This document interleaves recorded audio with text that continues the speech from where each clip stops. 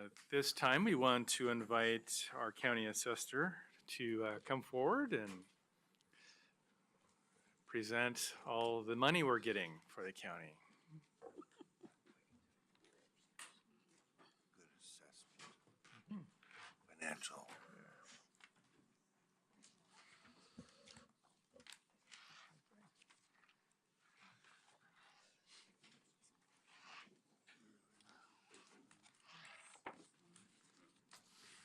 Hi, good morning. Thank you for coming. Good morning. I want to thank the Budget Committee, and if you will bear with me today, I'm trying to work through some allergy issues, so I'll try to be clear and speak slowly enough and Some that we can empathize with. maintain a voice. Thank you very much for having us here today. I have with me Kathy Bowen, who's my administrative analyst, and is really one of the persons in our office that spends a lot of time working with our budget. It's always a pleasure to talk to you about the Department of Assessment and Taxation and what we do.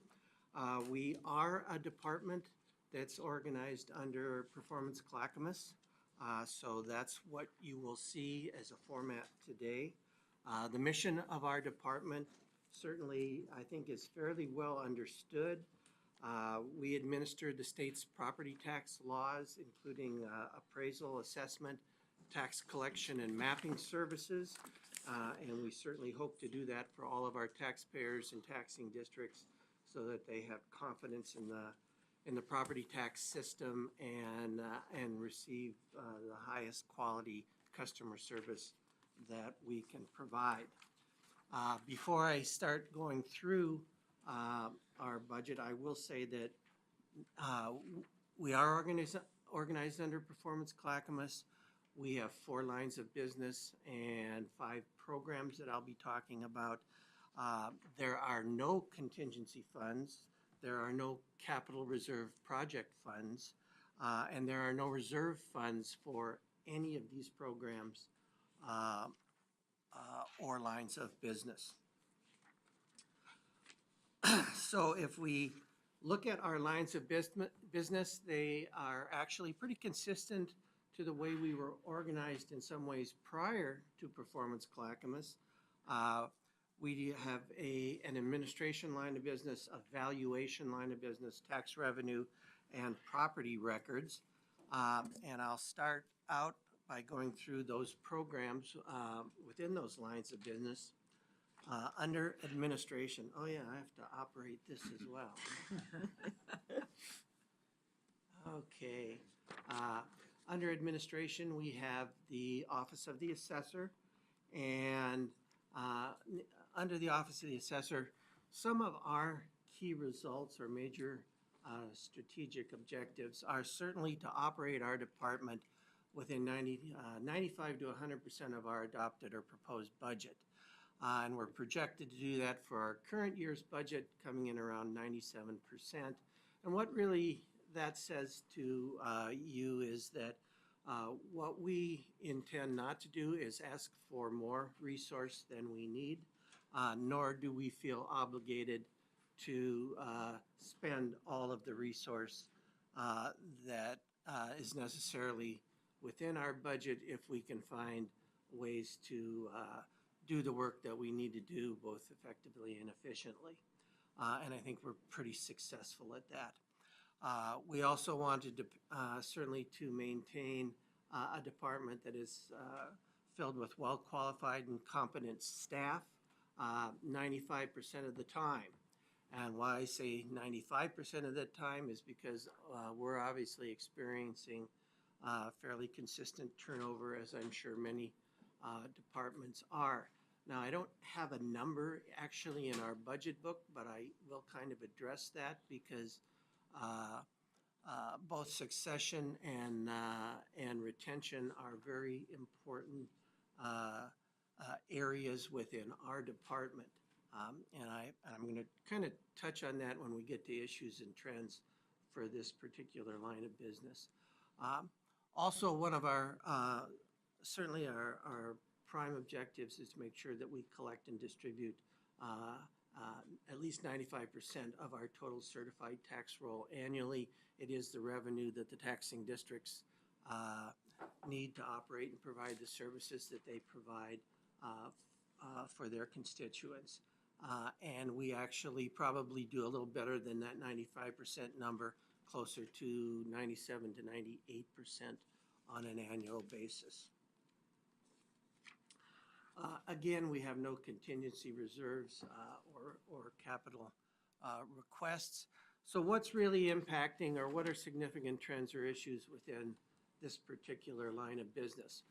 Well, annual legislative sessions certainly is one area, and I'm sure that you can understand how that can be. We started out this year probably with over 200 bills that can impact taxation. And right now we're at that time in the session where things are happening very quickly, and we're into the area where bills that were originally proposed are being basically gutted and stuffed with new requests. So it's been a pretty dramatic session, ranging from issues that deal with property tax reform in general to a lot of things that affect the county directly, which can include exemptions, the number of exemptions, the level or thresholds from which people will qualify for exemptions. And the thing that I guess is hard sometimes for some people to understand in analyzing these is that any sort of program for the people that can take some benefit from that program oftentimes can be the most important program in the world. So all of those programs are important and certainly deserve attention. Our perspective from the assessors and from an administrative level is that we want to be a resource. We're not the policymakers. We leave that to the local governments, county bodies, and certainly the legislature to set those policies.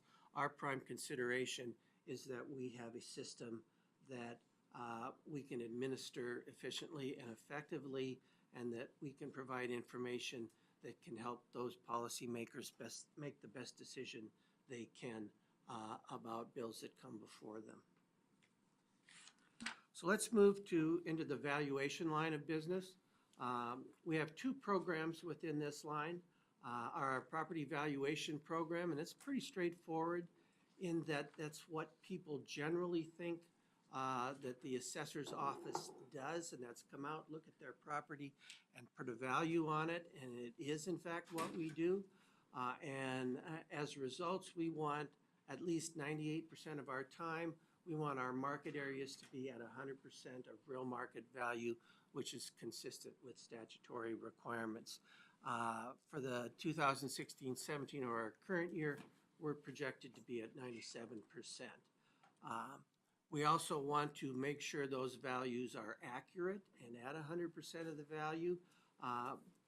And we want our appeal levels to be as low as possible. Generally below 1% of the number of accounts that we actually value on an annual basis. We have 173,000 accounts in Clackamas County. We have about 262 appeals, which is pretty remarkably low. So we're at 0.15% of the number of accounts. That's important because what it does, it allows us to reallocate resources to other areas where the workload has increased dramatically instead of having to prioritize appeals. And that's reflected in this third key result where we have 7,000 plus new construction or property change appraisals that we need to do for the current year. And we're projecting that that will increase about 10% to 7,700 for the coming year. And those are the accounts that actually will generate additional revenue for the taxing districts, so that it's important that we're able to do that work and make sure that revenue is available to taxing districts on an annual basis. As we see in the significant issues and changes that we're looking at within this program, I'm sure people are well aware. It's pretty hard to miss. If you read the Oregonian or Oregon Live, we're still in a pretty remarkable real estate market. So new construction activity and exception events, and those are those events that provide additional assessed value that generates revenue for taxing districts, continue to show significant increases. Our actual number of new construction or property change appraisals this year increased 25% from what we projected last year. So it was a huge workload shift. And again, we benefited this year from being able to reallocate some of our resource from having to look at the appeal process to be able to apply that to make sure we can pick up that new construction. In our value modification program, they of course are very concerned about appeal level, and we would like to make sure when we have appeals that 95% of the time that final resolution comes at the Board of Property Tax Appeal level. One of the reasons is that's a level that's very informal and doesn't cost the taxpayer anything. So it can be a very effective way to resolve differences in value. And it's a huge outreach opportunity. A lot of times people look at the appeal process as just an adversarial process. But the reality is it's our opportunity to make sure that we have things right when that property owner can come before the Board of Property Tax Appeals and question how we arrived at our value or provide us with information that we may have not had in making our value determination. And in fact, it's not unusual for us to recommend over 50% of the reductions that take place at the Board of Property Tax Appeals. So it's a huge actual outreach opportunity for us with the general public. Another workload in this particular area is that we handle all of the special assessments. We have about 16,000 accounts that can be specially assessed as farm use properties or forest land properties. We also have exemptions, and we want to make sure that 100% of those accounts that are qualified accounts that apply get approved for a special use designation, certainly when it's appropriate, and I think we come very close to that percentage. And again, here's an area that has become a growing area in workload. We want to have less than 1% of our total accounts that are out there have undiscovered value or value that's not being taxed appropriately when it should be. Why is this becoming a larger and larger workload area? Well, it's a systemic actual challenge. In Oregon's property tax system, a property owner can do what they call minor construction. So you can do $10,000 worth of minor construction annually or $25,000 over a 5-year period that'll raise the real market value but does not increase their assessed value or does not result in additional taxation. They can also do general ongoing maintenance and repair, which again can increase market value but not increase taxable value. So we've been into this system now for approximately 20 years, which means someone could have done $100,000 worth of minor construction and could have done general ongoing maintenance and repair, which could have been new roofs, new cabinets, new appliances, and all of that could have been done without actually increasing their taxes. So what often happens is that when properties sell or when we discover properties where there's been major remodeling or things of this nature that fall outside of those parameters and they haven't required permits, A lot of times, this is value that should be on the roll and taxable and has not been. And so we have a couple of programs that we engage in that try to make sure that we discover that in a timely fashion. In this last year, we did about 570 accounts that resulted in about $1,700,000 worth of additional revenue. So it's becoming certainly a growing issue because we're not out there as much doing actual physical reappraisal. For this program, it's certainly affected also by the fact that we've got an improving economy. We have low interest rates out there still, a booming real estate market, but a real estate market where we've had right now today over 26 months consecutively of less than 2 months of inventory of homes out there in the market to be purchased. And this is what you see driving prices in the Portland metropolitan area, and it's still pretty dramatic. So that affects what we're doing. Certainly, when we have those properties that we find that are selling for dramatically higher prices than what we may be carrying on the roll, they fall into what we call an outlier category. When we do our statistical analysis, and we need to go out and look at those and make sure that we're capturing the value that we should be capturing on the roll. But it's becoming certainly a huge workload issue. In our tax revenue line of business, moving on, and again, this is one of those functions that people are fairly familiar with because we send them a little note each year that tells them what their value is and what their property taxes are and the taxing districts that receive that revenue. So one of our goals in this particular program is to collect at least about 88% of our tax dollars by November 30th of each year.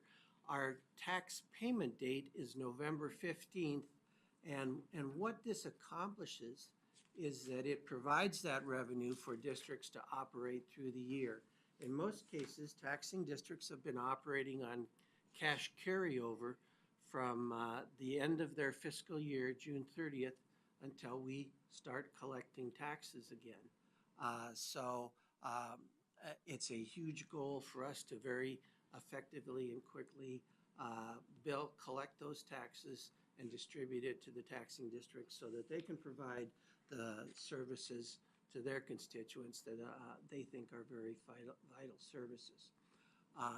And then right along the same lines, our goal is to collect about 97% of the entire roll by the end of the fiscal year. And actually, I think we're on track now to collect that or possibly a little bit higher percentage.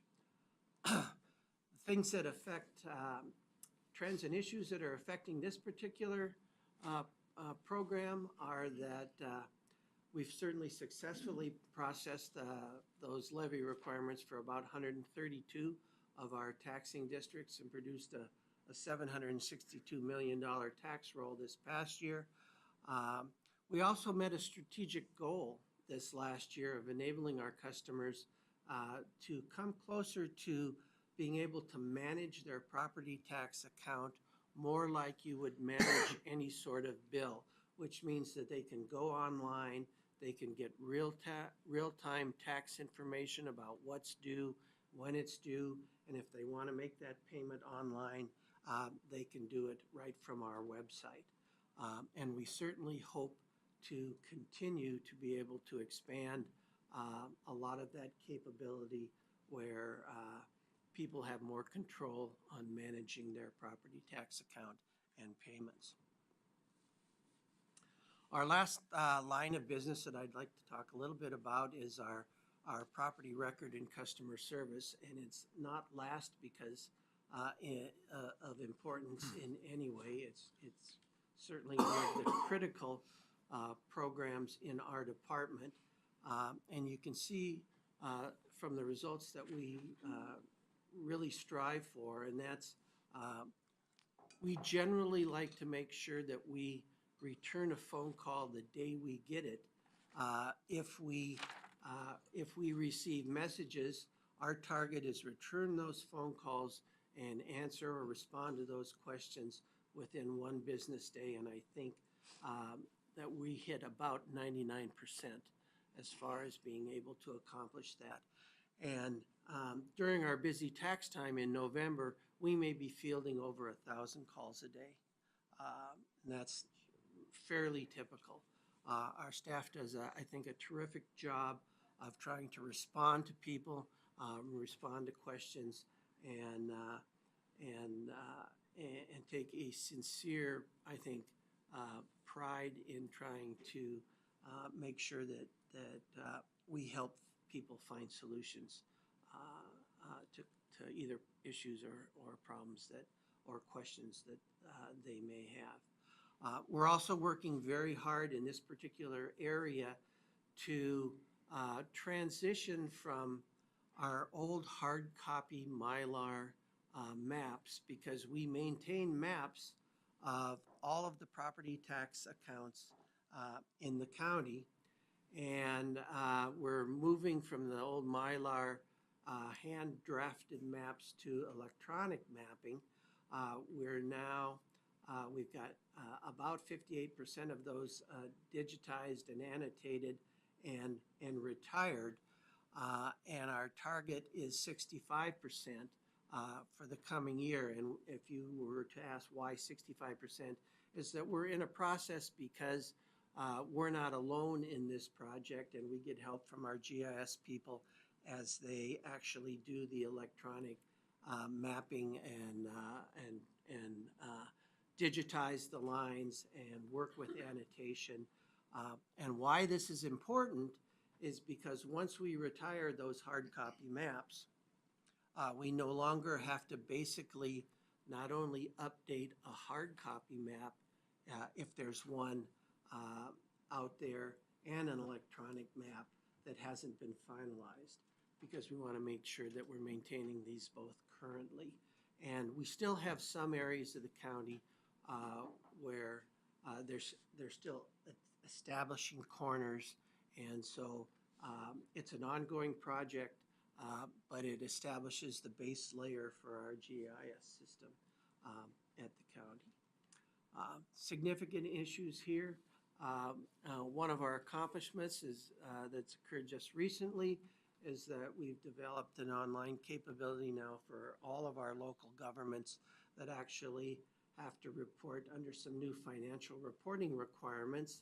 It's referred to as GASB 77, where they're going to be required to report on property tax abatements that impact their jurisdiction. So what we've done is create a database where they can now go onto the county's website, and for their jurisdiction, they can access information on all of the properties that may be receiving an abatement in their area so that they can meet their auditing requirements as a taxing district. And again, we've also actually continued having retired almost 2,000 out of our 3,377 maps with electronic digital maps that we now maintain and keep updated. So just as a summary, department-wide, our total budget is $7.9 million. The general fund support is about $5.8 million, which is 73% of our budget. Our other revenue sources include some state grant funding. It's described as the County Assessment Function Funding Assistant Grant, and you will see it referred to as CAFA. And that is why, because you don't want to have to say that very often, very quickly. But it provides about 17% of our budget. It has a long history that I won't necessarily go into, but it dated back to 1989. and came about as a result of really a disintegrating property tax system. And it was there to help fund that function. And generally how it works is if we're budgeted by our jurisdiction to the extent that the Department of Revenue thinks is adequate to perform our function, then we participate in the grant. It provides us with about $1,400,000, which is significant. We would certainly welcome more support if they would be willing to do that. But if you're funded, you participate.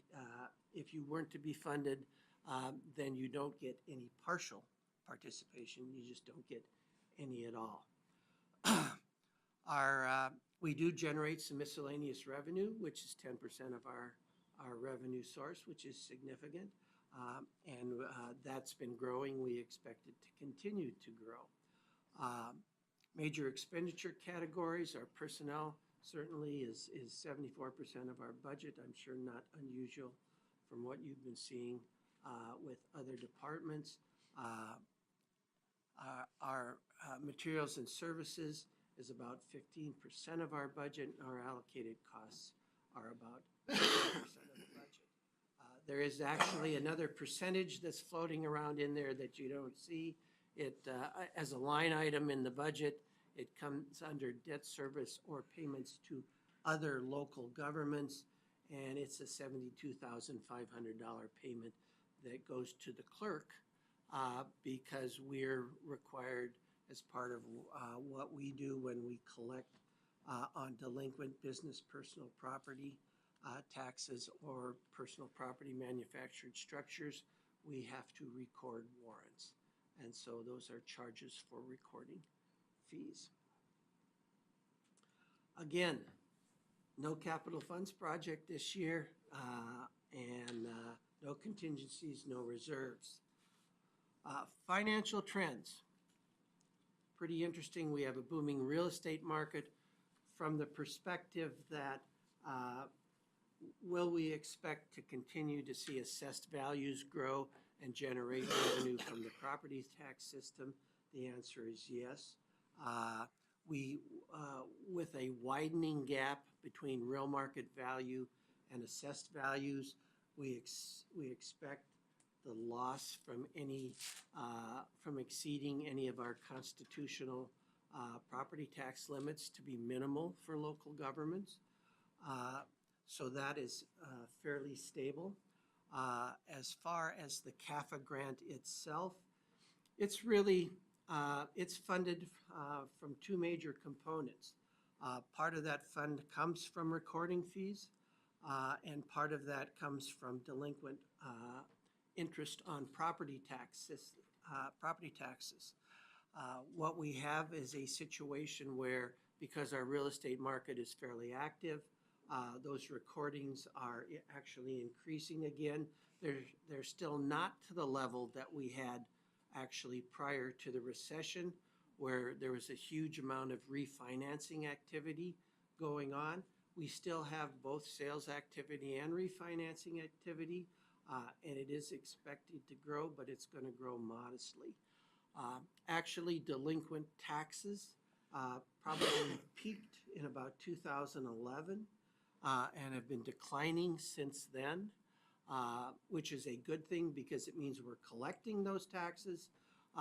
But as far as a revenue stream, that means that it's a slightly declining revenue stream because we're not collecting those older taxes, and there are generally somewhat fewer new accounts where people are delinquent in their taxes. And our miscellaneous revenue, those are revenues that generally are driven by an improving economy, which we continue to see. Those are things like when people develop property and they're removed from special assessment, applications for certain things. So we expect that revenue source to be somewhat stable in the coming year. As far as expenditure trends, again, personnel costs are driven by our fringe benefit costs. so we see them generally increasing. Materials and services, we continue to manage at a pretty conservative level on our growth in that particular expenditure was, I think, particularly modest, and we have no major capital improvements, certainly in this budget cycle. Our staffing level was 58 and a half full-time employees for this current year, and that's what we're proposing for the coming year. That's what we have for you this morning, and we are certainly happy to answer any questions that you might have. Thank you. Commissioner Savas. Bob, well, a lot of the feedback I get about your department is that you are pretty responsive. I liked your thing about the phone calls and response within 24 hours, or I believe that's what it was. So I think that's a great objective to have. I don't have the answer to this question, but I was approached by someone who, getting back to your undiscovered valuation, one of your first slides there, and the question was, and I reckon back when this person was mentioning this to some of the TV shows that kind of lead people to believe that for $1,000 or $1,500 you can make $1,000 of improvements of value, right? So it kind of that's the core of it, and that being, if I've got receipts that show that I did an improvement that maybe costs, let's just say $2,000, but the tax assessor office looks at that and says, actually, well, that's actually got a value of $10,000. It might cost you only $2,000. So under those limits you prescribed, is it really the subjective value of what that might be worth, or is it the actual value in which they can show receipts with that limitation? I think it was $10,000 a year, I believe you cited? Yeah, generally a property owner can do $10,000 of what they call minor construction. This is an area which I would describe, again, as another area that I think really needs to be looked at with this property tax system. When our latest constitutional limitation was passed, it was designed to not penalize property owners for generally upkeeping their property, general ongoing maintenance and repair, and also not penalizing them for doing some minor construction. When we go out and discover that there's been some sort of construction done, we take a very hard look at whether it falls into one of those categories. But the measure is market value. And so a lot of times if you have someone that's a do-it-yourselfer and is putting his own sweat equity in, then his cost might be less than what the value of those improvements that he does ultimately end up being. And so what we're required to reflect is what the market value of those improvements would be. Generally speaking, though, as a matter of, and I mean this is pretty much across the board, the cost does not necessarily equal value, and generally cost, the value that you get from doing a number of different types of improvements will be less than what the cost may be. And we try to be very careful that we reflect the appropriate increase when someone does either new construction, minor construction, and then make that appropriate determination about whether it should increase their assessed value or tax.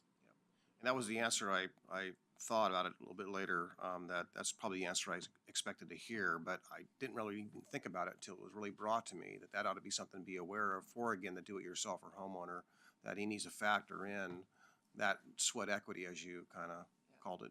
Yeah, very much so, because, cost isn't necessarily that measure.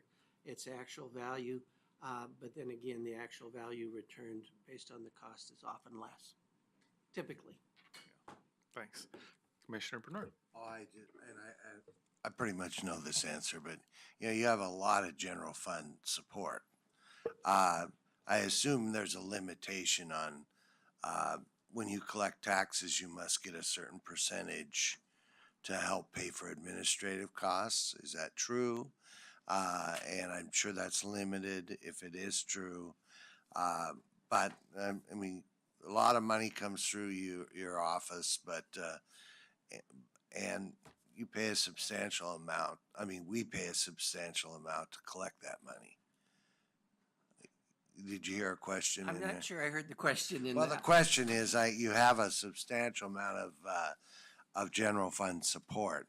And so therefore I assume that your revenue, you get a certain percentage of what you collect.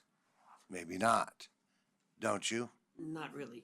Oh, No, the revenue that we collect is generally based on what the property tax system generates for the budget requests made by the taxing districts.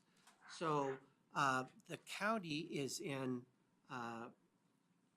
the position of, I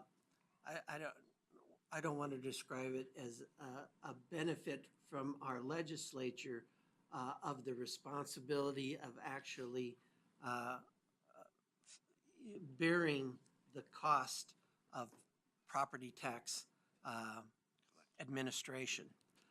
It's just one of those, what they would describe, I guess, as shared services. But we don't get a percentage of the revenue that we collect actually goes entirely to the taxing districts, other than some of that miscellaneous revenue that we may generate by special types of projects that we do. But that's in addition to the levy requirements submitted to us by the taxing districts. Now, there have been several bills in the legislature that have suggested that the taxing districts, it might be appropriate for them to contribute to the property tax function, but that hasn't necessarily been very well received yet. okay, thank you. You don't get a commission for your collections, yes. Yes. No, but it's a very, I think that's actually a good question, but I do want to make it really clear, because I think that I don't want there to be an impression that we benefit from making sure anyone's taxes might be more than they should appropriately be. Our job is to make sure that we administer the property tax system in a fair and equitable manner and only collect what we should appropriately be collecting. Yes, thank you. I think all the questions have been answered, and we want to thank you for coming and sharing your presentation and the good work you do and how you collect our taxes. And in I the want to county. say thank you again, because I always want to say thank you for the continued support that we've always gotten from the Budget Committee and from our Board of County Commissioners. So thank you again. Good, thanks.